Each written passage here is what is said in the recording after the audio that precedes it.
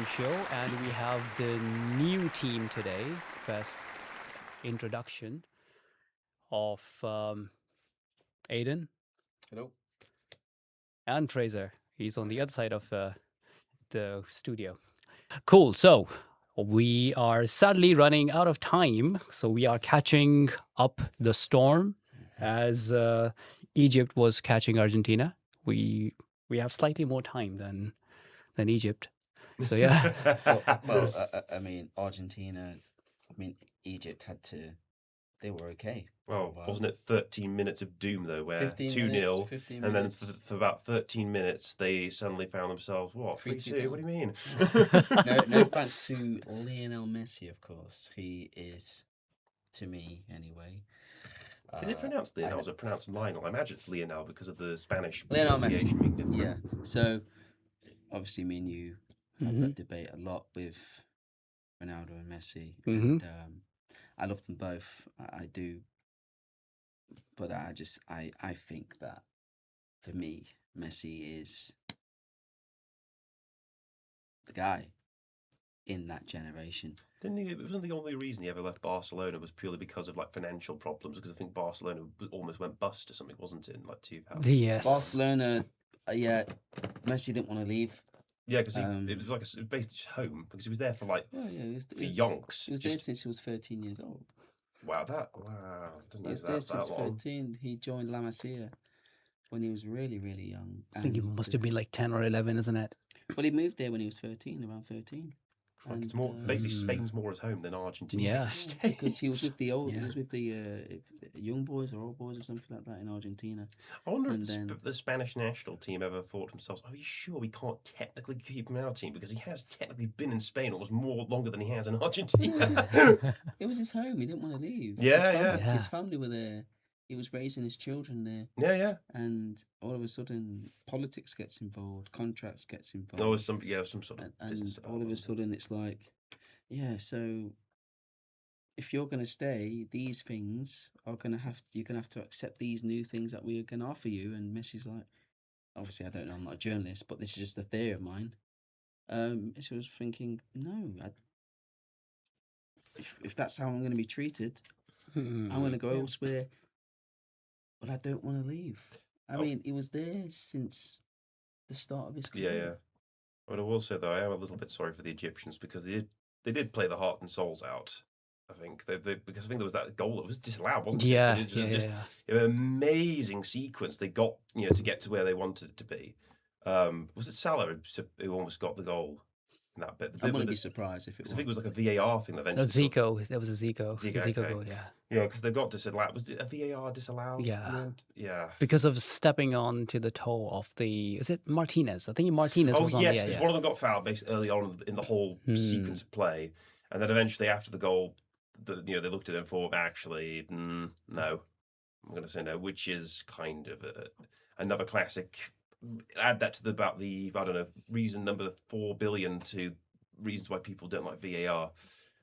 Which is a shame because on paper that should work. It should basically finally draw a line in the sand of all the disputes, Sarah. Because if you get it to work like it should on paper, we shouldn't even be here. Mm-hmm. It should be it. It should be basically draw a line in the sand. But unfortunately, once again, no. VAR's caused, particularly when it slows down the momentum. Yeah. I mean, if you look at these water breaks. The hydration break thing. The hydration breaks, they have been... It's a bit like tennis, isn't it, with those sorts of breaks, isn't it, where they'll take tactical stops at the toilet or something like that. Yeah, but the thing is, with football, it's different. Of course. You've got a whole team. You've got a whole... The team has built momentum. Yeah. And the chemistry is doing well. The team's doing well. Every player is doing well. And the momentum's there. They're trying to get back into the fight. They're trying to get the goals. And then all of a sudden, bang, hydration break. And it's, oh man, the opposition now is gonna be, they're gonna restructure. They're gonna rekindle. They're gonna get back together and get back to the way it was. Whilst we was breaking them down slowly. Yeah. And was finding ways in. And then hydration break. And it's It's almost like a reset button, isn't it? In Yeah. some ways, it doesn't always work necessarily, No, but it can be a way of trying to sort of rethink, reset. Yeah. And that could cost you make the difference between losing the game and suddenly making a really surprising victory. Yeah, and but again, when you got a team trying to come back trying to fight back, trying to equalize or get a goal back, and they're slowly finding a way past that defense that is really strong. They've got what's the you've got a couple of teams now have got a really good defensive tactic, and if you're breaking that down, we're finding a way here, then hydration break, and it's okay, now we're gonna have to rethink things. Yep, it breaks the momentum, it breaks the rhythm. Yeah. Which brings us back to the main crux of the debate, which is how Ronaldo's been treated by the team, the entire team. I wanted your input. Yes, wasn't there like a controversy about basically not giving him service or something? Because there's been yeah. I mean, I think the issue is, for me, is it works both ways. I saw Ronaldo try and score when Bruno Fernandes was in a better position. Bruno Fernandes was in a better position, and yet Ronaldo decided to take it on himself. I think the problem is that the team they've built this team now where it hinges purely on Ronaldo's talent. But that kind of works and as a result, even he probably thinks, well, the whole idea is it hinges around me being the one that makes the big plays and such. But it becomes kind of debilitating not only for the team but also himself. So he'll try and make scores that just aren't going to work when he could have just passed to the next guy who had way better chances. Which was Bruno Fernandes. He had a much better chance than he did. I mean, we all know Fernandes is a top quality player, captain for Man United, and he would have scored that. But it was behind Ronaldo in some way, if I remember it correctly. So it was a harder chance for him, but he still took it on. This is where I'm going to pause. Look, when the team is not gelling, look at the way Martinez placed the entire strategy. You have 3 attacking players, and then you have 3 midfielders, and then you have the 4 defenders. But the wide guy, I think it's Neves, he is playing at the far end. That guy, he is not capable of holding the ball longer and tracking back, which makes the team literally play with 10 players. Now Ronaldo is up front. He needs a service. All these 3 midfielders, one of the best midfielders you have in terms of Bruno Fernandes, right? Where was he? Like in the last games, you haven't seen a proper single through pass. Why? They were still passing backwards. So, which means the team is not gelling. That's why the miss you mentioned, Ronaldo had to take the shot because he wasn't aware that Bruno is behind him. Yeah.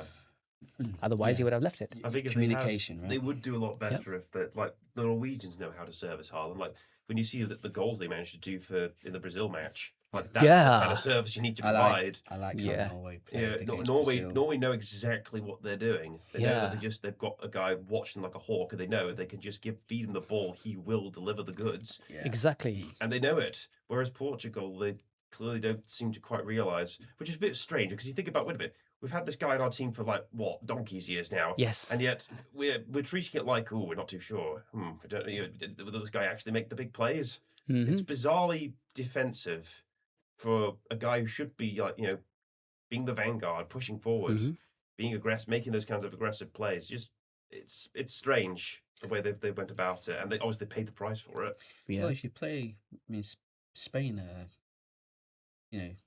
Spain are ruthless. Although they did sort of bore us to tears of Portugal. Yes. Yeah. I think if ruthless also means boring, then yes. They were ruthless in the past games. You know, Yeah. they would. I still think they've got a shot of winning it. I personally think my opinion of Argentina winning it has gone down dramatically, given how they barely got past Cape Verde and again almost got shown up by Egypt. Yeah. And that just tells me I think they'll just because my theory is I think Norway will be able to beat England. Might be controversial, but I genuinely think they've got the power for it. And if they meet Argentina, which I suspect they will, because I doubt Switzerland's going to get them the biggest kind of run for their money, I think Norway's just going to give them the big headache. I think they'll be able to. I still believe, because I said to someone I work with who's been following it, I said if they beat Brazil, it kind of legitimized themselves, not just like a surprisingly good team after since 1998, since the last cup. It legitimized them as an actual threat for the title. And if they get past England, then yeah, I think they've got a genuine threat here. And if they get past Argentina, then God help Spain or France will probably get to the final. Because I know France did beat them in the group stage, but the Norwegians right now are carrying so much momentum, and they know exactly the kind of plays they need to do because they have this. I was going to say a man, but this robot. Yes. This football machine. Yeah. And they can just, as long as they've got Haaland in the game. Giants. Yes. As long as they've got Haaland in the game, watching everything like some giant hawk. Yeah. He does. Yes. Bird of prey. Bird of prey. I think, don't get me wrong, I don't think England's just going to fold. I think they'll definitely be able to give them a run for their money. But I think in the end, it will just turn up to be, Haaland will once again step up to the plate, make the big plays, and be able to take it. Obviously, yes, we've got people like Bellingham and Kane. Obviously, it'd be stupid to just completely count them out entirely. But I'd just be wary, is what I would say. Yeah. I liked how Norway played against Brazil. They were entertaining. They had their tactic was pretty. It was unique tactic for me because it was like a fast and slow then fast again. They passed around and went quick, passed it to the winger. He didn't cross it in. Passed it back, and then it went quick again. I did see an interesting camera angle as well. It was showing the back of Haaland. It was the first goal that he got with that header, and he just doesn't move. He's just standing there, just watching the players. He's it's like he knows. Yes, it's like this, like some predator, just kind of carefully watching, just waiting, biding his time, waiting and waiting. And that's the beauty of it. It's the patience. There's he's ready for it, but he is patient, just waiting for it. No, it's fine. It'll come to me. It'll come to me, and it does. They give him the service, and he just knocks it in. It's just, I think it's that he plays like he's not even fully trying. It's like they're playing against a guy he's not being pushed enough in a weird way. It's like, it's bizarre. You'd think Brazil would push him to some limit, but it generally looks like he wasn't trying fully. That second goal he makes looks effortless. And they just walk, he doesn't even celebrate, he just simply walks off. Because he knows. This is where... He knows. This is the conversation we were having in the cafe, right? Now, we spoke about the way football was back in the days and now the way the game has been transformed into this tactics and stats obsessed. They're lacking, diving, They're lacking the flair of the previous generations. You have your Luis Figos and your Rui Costa, Zidane, Ronaldo, Rivaldo, Ronaldinho. They were free birds. They were given the free. They were given the free roam. It's like the false number 9 kind of thing that Messi had at Barcelona in the earlier days. And he was given that. Like you're special, mate. You are this, so you can do whatever you want. Yeah, you're our chosen one. Just go out there and you guys, you come to me and I'll say whatever I need to say. I'll give you your jobs to do. But Messi, just go over there. You'll be fine. Just do what you want to do. And there was a story that I read that there was having a team talk. Pep Guardiola was having a team talk, and Messi was on his phone. Okay. I mean, a lot of people would think that's arrogant. That's it's not really taking it seriously. But was that done on purpose, or I think that was done on purpose because he knows that Pep wouldn't have minded, because the instructions that Pep's giving, it's unusual. He's giving that free bird I suppose you can also argue, like when you're in the office, are you really going to go on your phone when you're going into a meeting with your boss and your co-workers? Are they really going to quite appreciate you just going and checking WhatsApp Yeah. or something? But it's. I suppose, but yeah, you But might be if the right. boss It might be a culture where Pep goes, "Yeah, what have I done?" Yeah. But if you go, he might have said If the beforehand, manager says if you guys need you're to be on your phone fine, for whatever reason, then yeah. go ahead. If the manager says Messi, you can, but once we're out on the pitch or whatever, you know what you need to do. Mm-hmm. You're the number 10 of the team. You go wherever you want to. You got a free roam, Yeah. which he did. He came back. He attacked. He was in the centre. He was up front. He was on the left wing. He was on the right wing. He could go wherever he pleased. How many times did he win it again? The Liga. I'm trying to remember in my head. Is it like 9 times? Yeah, it was something stupid, isn't it? The amount of time Yeah. he managed to help He them won. win. He won the treble Mm-hmm. twice. One with Pep and one with Luis Enrique. That's what I call pulling a Michael Jordan, because he did that with the NBA 3 times, Yeah. twice, Yeah. 3 times in the early 90s, went to do baseball, and then came back, did it for 3 times. Yeah. The guy's just won the Champions League twice, I think, with Barcelona. Wow. I'm surprised, actually. It's said, mind you, I'm surprised it did more than twice. Or was it 3 times? Because it was in the 05-06 season when it was Barcelona. When he was playing as a sub, basically, wasn't the lead starter, which leads us to this controversial fiasco. Argentina has been favored by the referees.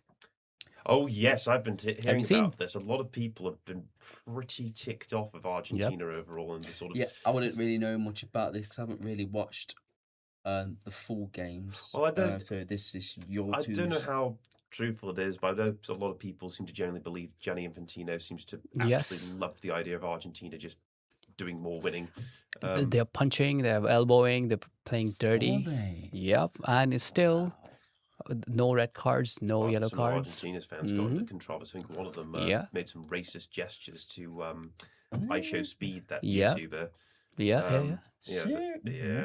Okay. Yeah. And also the Egyptian coaching staff after the match. Oh, they've lodged a formal complaint, I think. Yeah. They've lodged a formal complaint to FIFA about the whole handle, because I think it was because they basically, I think was it the coach who kind of again sort of says, yeah, this is just ridiculous favoritism. Yes.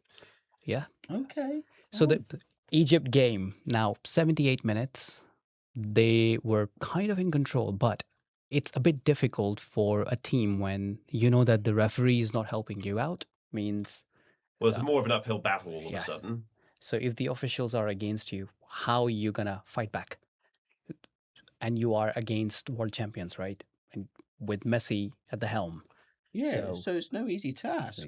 And if they're given an extra hand, there you go. which they could have been with what you guys are saying, then it's quite impossible feat, isn't it, to try and get over that if you're Egypt or any other team that is going to play against them. They still keep narrowly getting past, though. They narrowly got past Cape Verde. They narrowly got past Egypt. So the reality is, I don't think it's not... There's clearly favouritism, not to the point where it's so blatant it's just going to be able to get them to win. Because basically, if Argentina keep playing like this, if they face a bigger team like France or Norway, I don't think they'll get past, even with the favouring. I think they'll. You don't think they'll beat Norway if they face them? Because obviously England's facing. Personally, I don't think so. I think Norway are still the ones I think could win this. You think? I think so. You're put simply, I think they'll do in this World Cup what Greece did in 2004 Euro. Okay. Pull a fast one on everyone. Yeah. Just come out of nowhere, and after a long hiatus from the last time they played, and then just rob it from everyone. From even the big teams. Because if you remember, they played Portugal in the final or something in their back garden and everything with a young Ronaldo. Yes. Yeah, I remember that. They still just waltzed home with it. Yeah, they parked the bus, and then there was one goal by Angelo Caristias, something the like striker. that, Yeah, the striker. The old-fashioned number 9. He just hung himself in the air. I think that's how he scored. That's what Erling Haaland is. He's the old-fashioned number 9. He's So a towering figure, 6'4". Yeah.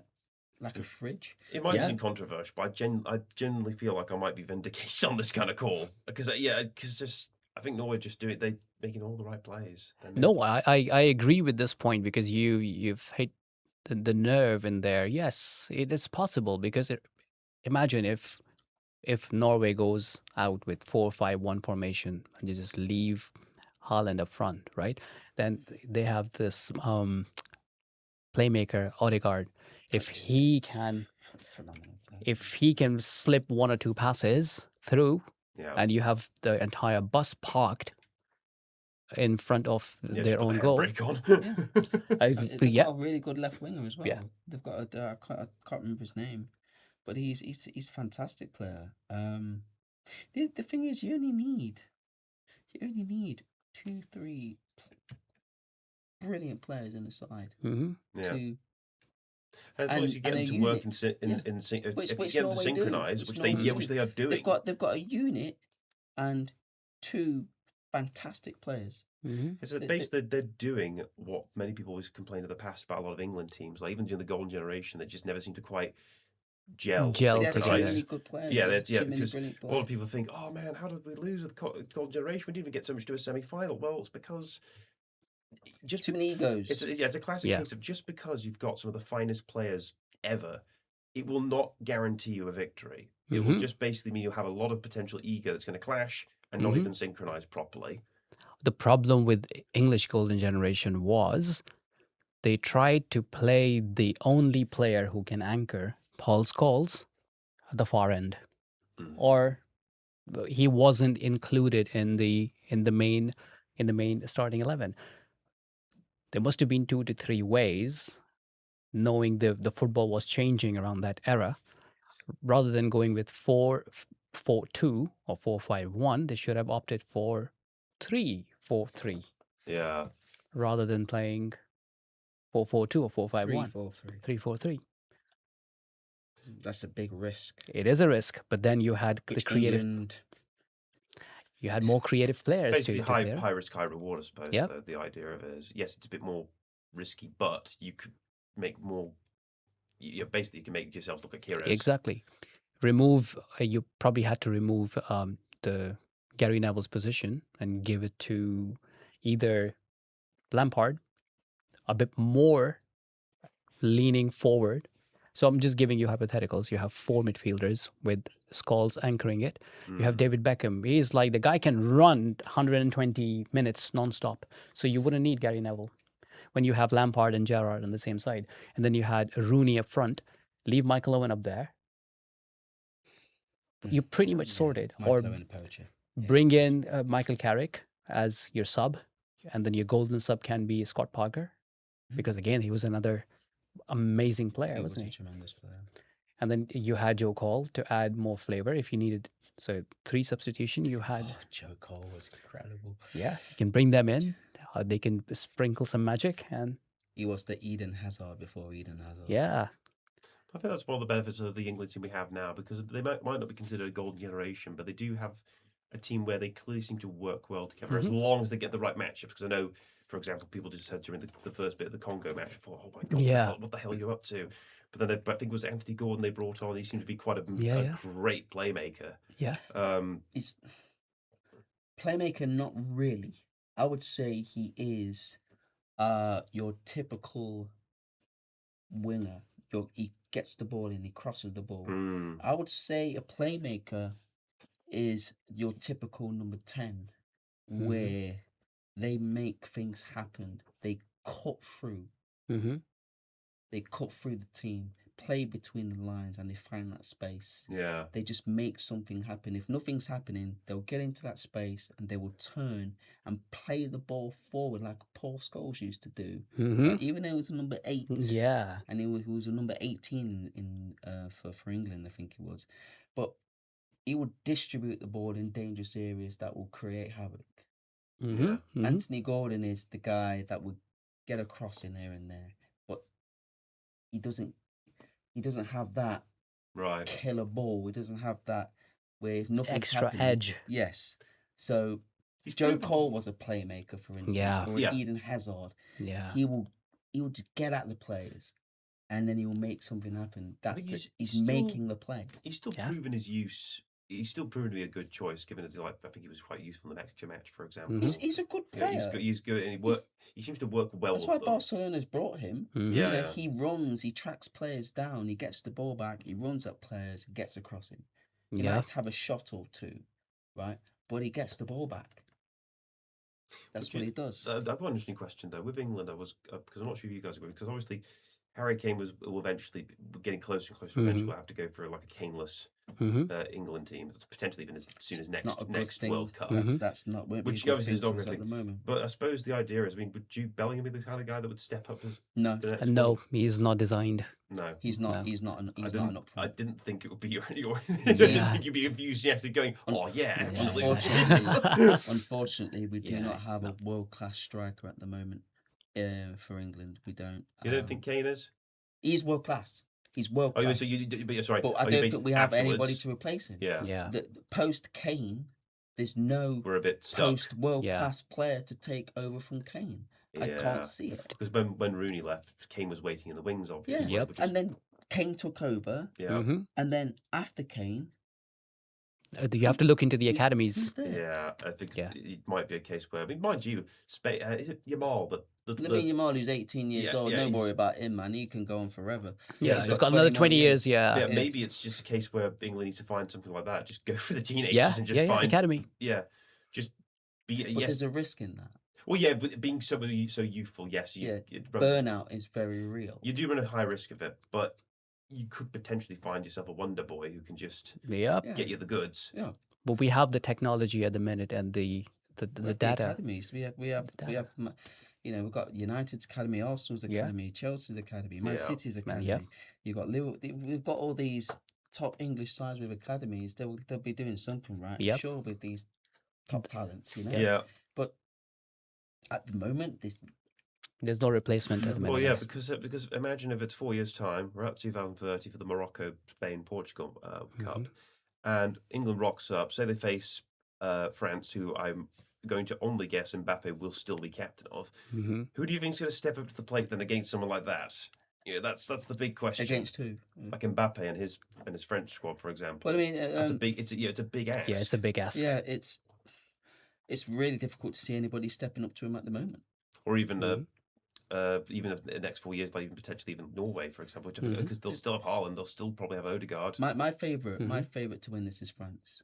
You still think it's The reason why I say that is because they've got two players that really get rattled, and that is Mbappe and Elise. mm, When you got those players on your side, it's infectious.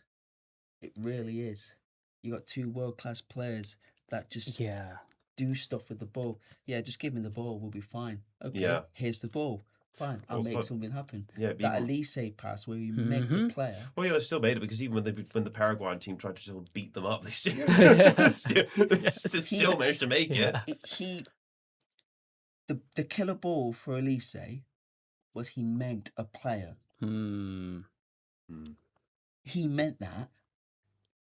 That's scary, right? It is. To try that and to make it happen, and then gets through to who was it? Mbappe that scored. Yeah. Gets through to Mbappe goal, and he just Yeah. On that note, I think we have to pause our episode. Yep. And then we have to carry on the second part of this because I really love the conversation. that's brilliant. Yeah. Yeah. Love the conversation. But thank you guys. Yeah, And thank then you we'll for catch you in the next episode. Yeah, we're not going anywhere. We're going to come back.